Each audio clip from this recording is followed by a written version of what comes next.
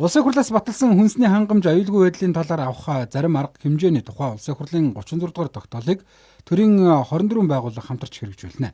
За энэ хүрээнд Монгол улсын ерөнхийлөгчийн үйлдвэр үйлчилгээний бодлогын зөвлөх даваа баяр тус тогтоолыг хамтран хэрэгжүүлэх байгууллагын нэг болох хүнсний аюулгүй байдлын үндэсний лавлгаа лабораторийн удирдлагуудтай уулзлаа. Манай лаборатори бол үндсэндээ одоо Монгол улсад импортлогдж байгаа, худалдаалж байгаа бүх хүнсний бүтээгдэхүүнд бол бүх төрлийн шинжилгээ, аюулгүй үндэсний шинжилгээ хийдэг. Энэ мэдээлэлээр бол эхний ээлжинд одоо энэ ажлын албыг хангана.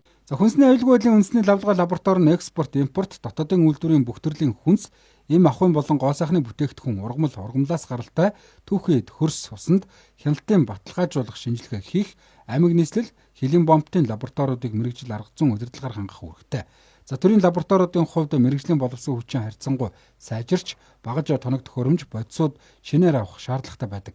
За хүнсний хангамж аюулгүй байдал үндэсний хөдөлгөөнийг хэрэгжүүлэхэд төрийн байгууллагууд хамтын ажиллагаагаа идэвхжүүлэх зайлшгүй шаардлагатай байгааг лабораторийн захирал Хамар онцолсон юм.